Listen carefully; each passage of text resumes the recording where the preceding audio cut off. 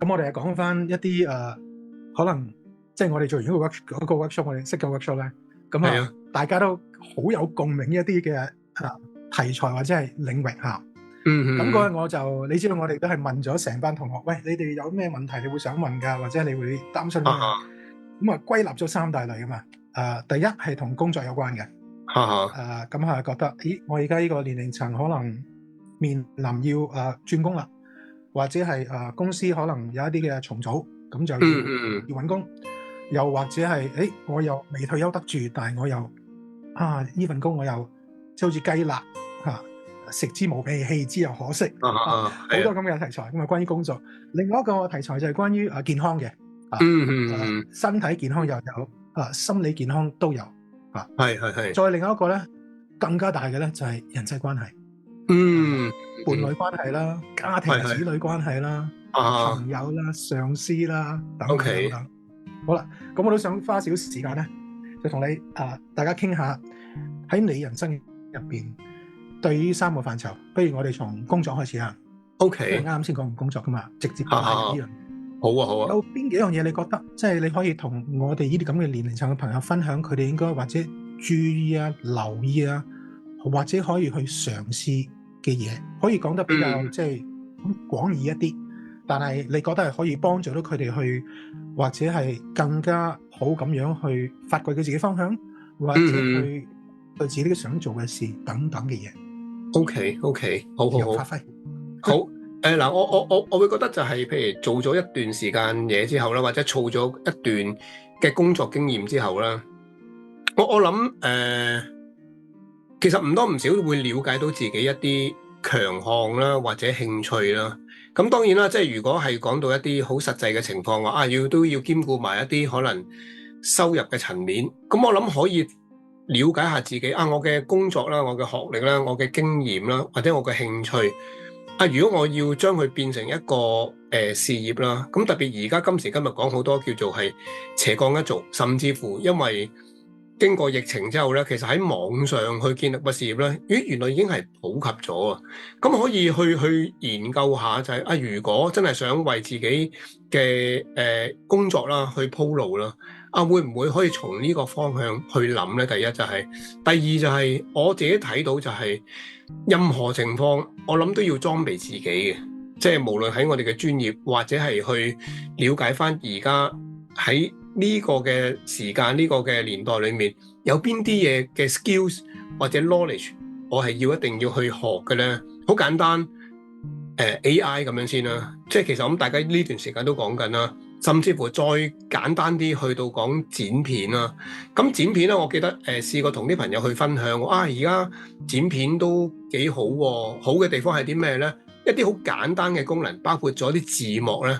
原來你擺條影片撳個掣，已經係可以將啲字幕出晒嚟。咁當然可能有啲字會未必聽得唔清楚，可能有少少要去執啦。我話如果唔係一條片10分鐘你要打字幕咧，分分鐘可能打成10個鐘都唔出奇，因為你要睇時間，要打正嗰個位置，係絕對唔簡單。原來我咁樣講咧，有一部分人真係完全冇聽過，原來咁簡單可以做到。咁當然啦，我意思係指一啲係做開呢行嘅人，即係導師啊，原來都有啲人係真係唔知。咁我諗冇問題嘅，而係我自己留意到就係，我哋真係要 keep up 到我哋呢一個年代而家發生緊咩事，同埋有冇善用到科技咯。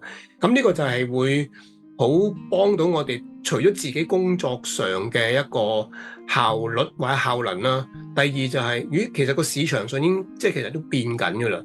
即係如果我哋冇了解到嘅話，其實可能我哋嘅 career 就會比較嗰個出路就會窄咗咯。咁另一個心理關口就係要諗自己有啲咩強項。我見好多人就係諗會唔會年齡啲人好多人都唔會請咧等等。我反而覺得就係我哋可唔可以 provide 到啲 values 俾間公司或者我哋嘅 users 咧？我會咁形容。如果你俾到個 values 咧，其實我諗冇人淨係睇你個年齡嘅。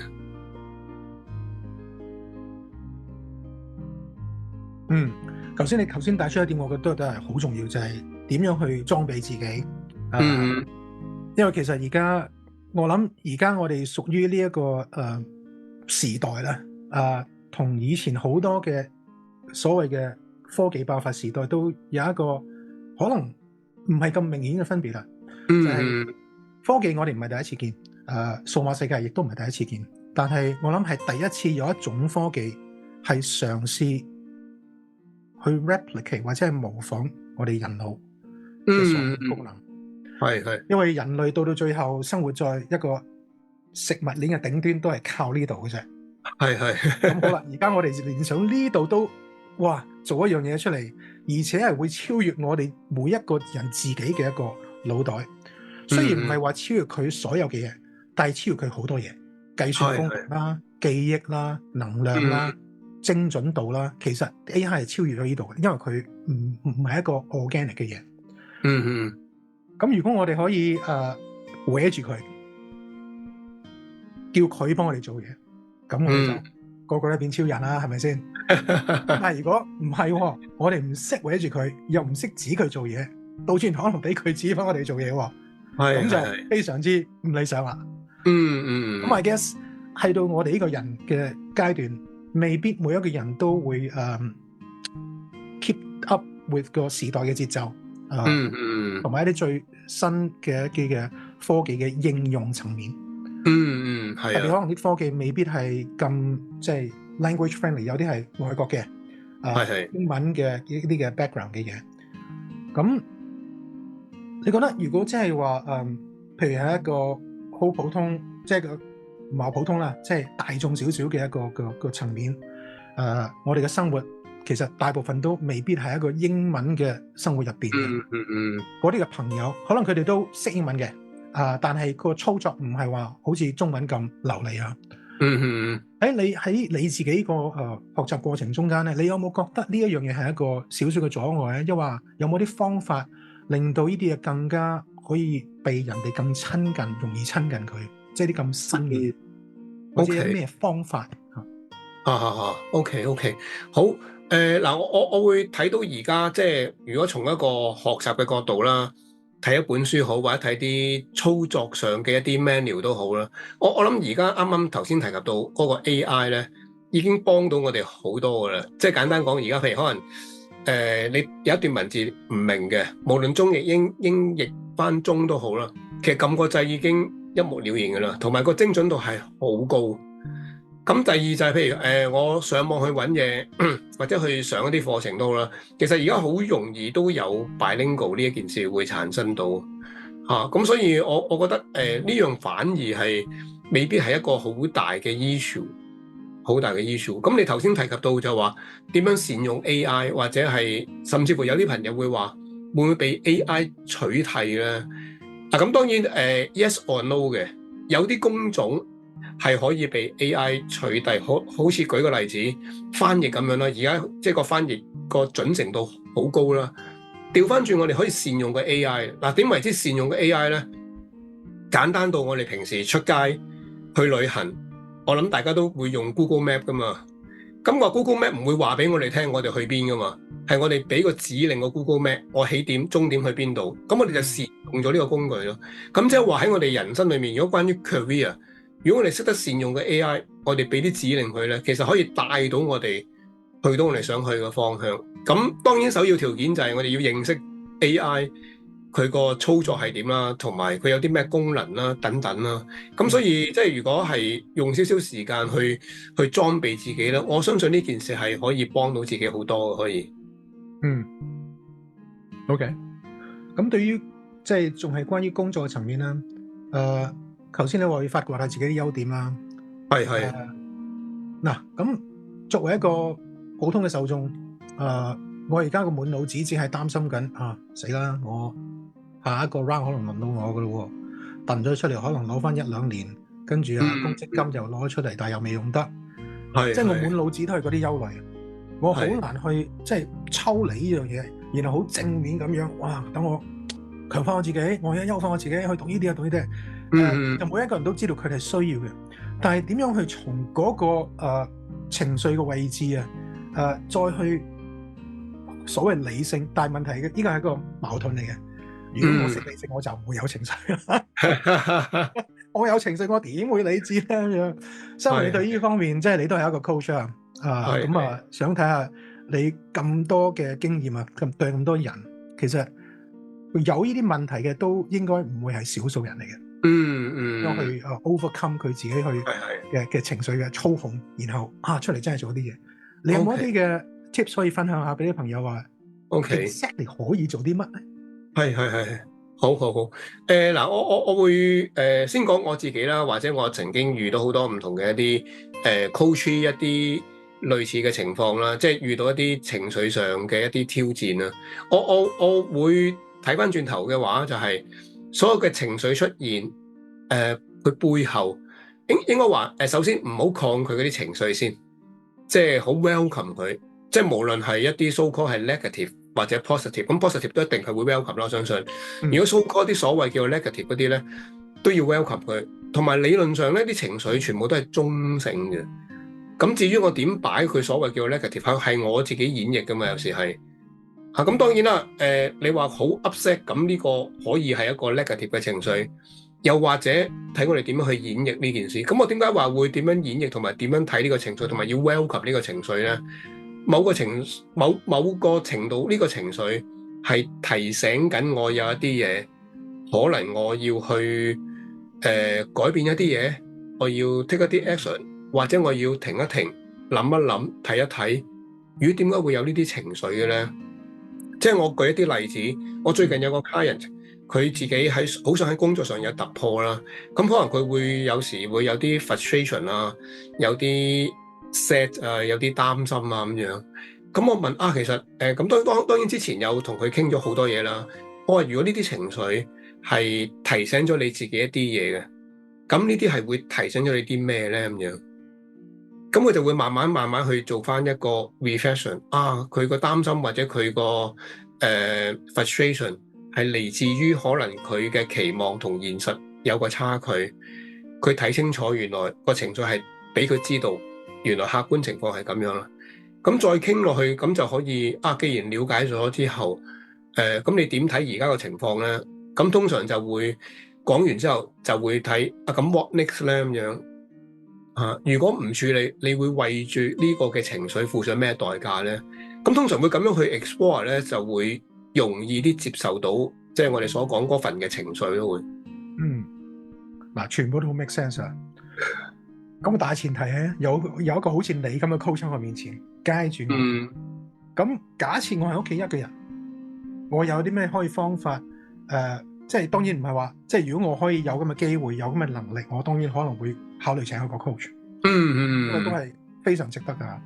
但係如果冇咁嘅能力，或者未有咁嘅時機未到，我未準備好呢件事嘅話，有冇一啲另外嘅方法？因為大家都係 coach 咁啊，其實我哋都知道有一樣嘢你可以叫做 self coach 嘅，即係我哋問翻自己嘅問題。係。但係一啲朋友未對 coaching 有認知嘅朋友，未受過 training 嘅朋友咧，可能唔知會係咩事嚟嘅。